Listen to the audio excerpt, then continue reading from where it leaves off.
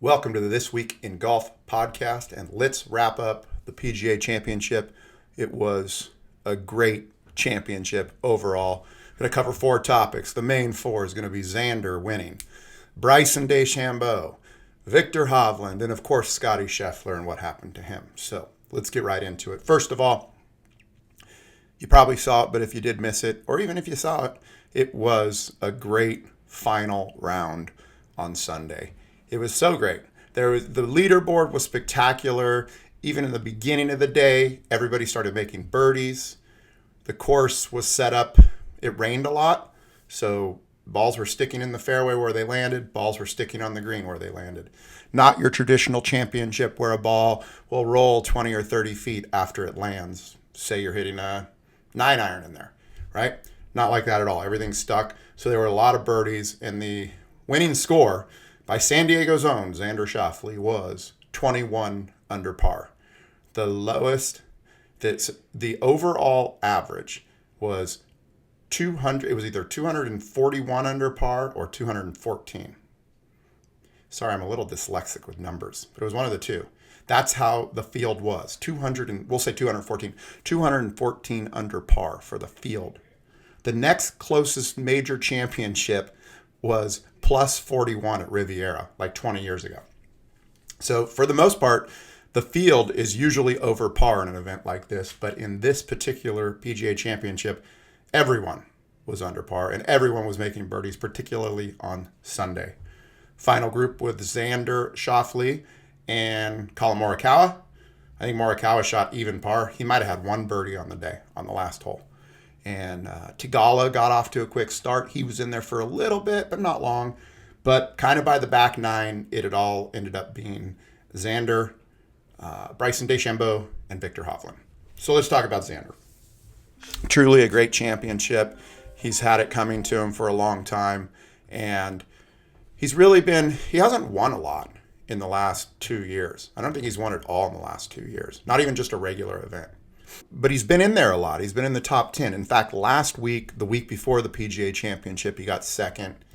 He always seems to be there. He's got a really good record at the majors as far as top 10s, top 2s, and he just hasn't broken through. And as I always say, he's kind of a modern-day Phil Mickelson. Because if you'll remember, Phil didn't win a major. He was always getting second. He was always like right in the top 5, and something would always happen on Sunday so he wouldn't make it. And there was always this talk, is Phil ever going to be able to win a major? And I think it was at least 30 or close to 30, maybe over 30 before he even won a major. And then, of course, he went on to win bunches of them. In fact, he just won one when he was 50. So Xander has kind of become that, right? He's the guy who's always getting second place. Will he ever break through? And he did break through, and in a major way as well. So on the final day, on Sunday, he had a 2-stroke lead going in, and he still ended up shooting 6 under par for the day, which I think is a 65 because it's a par 71. So he shoots 6 under. And in his post-round wrap-ups and his interviews, he was talking about not just, hanging on and being in there, but actually continuing to make birdies. And so he slipped up a little on 10. He had a bogey, and Hovland actually tied him for the lead at that point in time. Hovland and DeChambeau were in a group it was 2 holes ahead. And so Hovland had birdied, Xander had bogeyed, and they're tied at that point. And, it's anybody's game with 8 holes left. But then Xander birdies 11 and pretty much doesn't look bad. Well, that's not true. Those guys, Bryson and Viktor Hovland, made it close all the way down to the very, very end. In fact, on the final hole for Bryson and Hovland, they're on 18, and they both have birdie putts to go to 20 under par. And at that point in time, I think he's either 20 under or 19 under. And Bryson makes his, and then Hovland 3-putted, so he was out at that point in time. But so now we have Xander standing on the 18th tee, 20 under par. Bryson's in the clubhouse, 20 under par. Xander needs a birdie to win the hole. And he drives it, not in the bunker, but he's standing in the bunker. And so he's got one of those lies where, kind of Dorf on golf. And he ends up hitting a 5-iron down, kind of, I don't know, probably like 30 yards off the green to the left, chips it to 6 feet and lips in. It goes around the lip and falls into the hole, and he is the champion of 2024 PGA champion and a major winner, his first major, and he's drinking out of the cup. And great for him to break through finally in a major way. He pretty much had the lead the entire tournament. He shot 9 under the first day, and then he just continued to shoot 5 under the next couple days and sealed it up. So congrats to Xander on the huge win. And not only that, but like, you know, if he pars that and then they go into a playoff, Bryson's got a lot of momentum in that situation. So it was very clutch for him to come down and birdie that last hole and make that putt. And congrats once again. Now, speaking of Bryson, a lot of people have opinions of Bryson DeChambeau, and a lot of those opinions were changed on Saturday and Sunday. Now, he's quite the popular player, particularly with young people. He's doing a lot off the course with his YouTube channel. He obviously went over to Live, so he's got a lot of extra time to put out this content. And a lot of the content he's doing is like, it's him and one other player.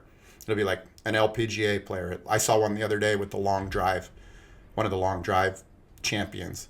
And so Bryson and him played from the ladies' tees on a golf course, and they were trying to break 50. They're trying to shoot 49 as a two-man scramble. And I think they shot 52. So they'd have to, I think how he said it is, we got to birdie every hole and we got to eagle 3 in order to do it. So that's like one of the videos in his series. But for people that don't know him, they just, or they know him from the PGA Tour days. You know, he came in, he was kind of this like scientific, nerdy, kind of tall, skinny guy. And he kind of got a reputation as being a good player. He does things so differently that everybody kind of has an opinion of him one way or the other. And he's got the one length irons. He's got the swing plane where he's very upright. He's got the interesting putter and the putting stance. So everything the guy does is a little out there. But now he's over at Live. He's having a good time. He's very relaxed. He's creating content. He goes and does press conferences. He's very personable and not giving canned answers. And, you know, even the people I was watching the PGA Championship were like, Bryson at the beginning, and they're like, he's not so bad. Kind of like this guy, you know.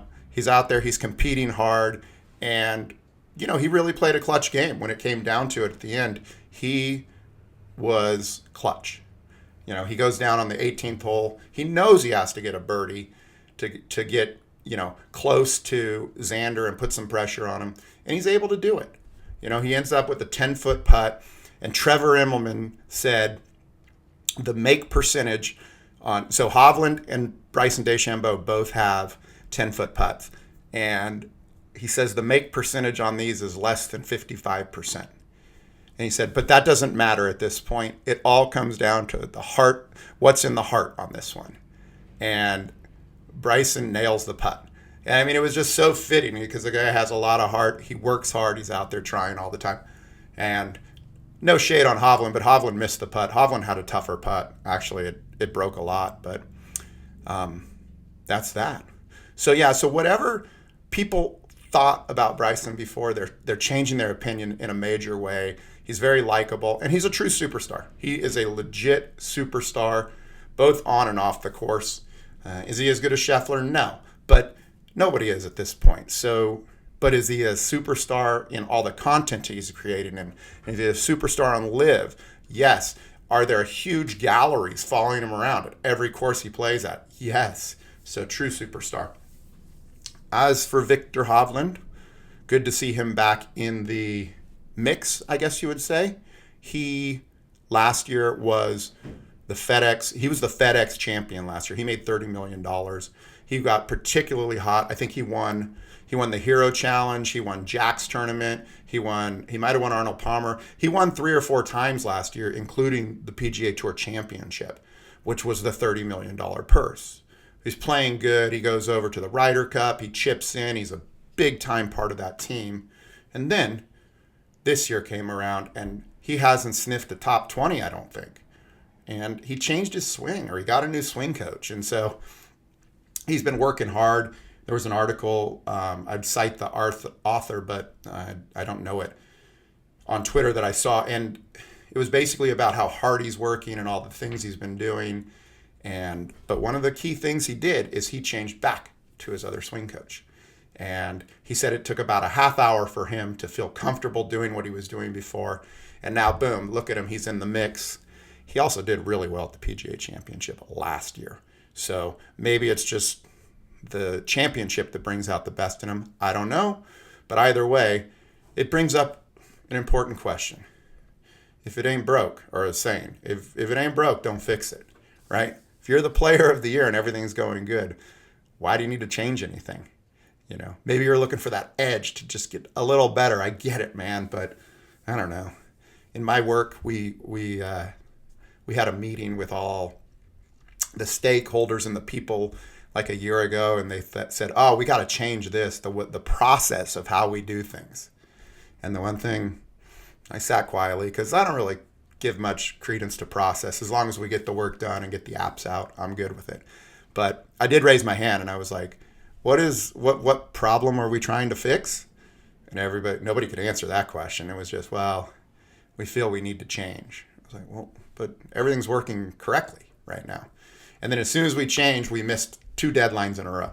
So I was like, again, what problem? We hit every deadline before I've been here in the last 3 years, and now we've missed 2. So same thing with Hovland. What problem are you trying to fix? Same thing in your life.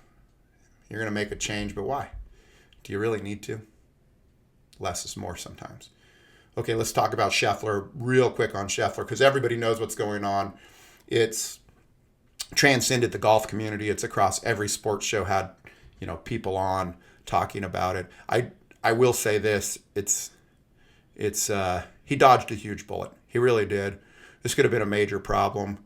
I don't know why a guy was holding on to him or the car and fell.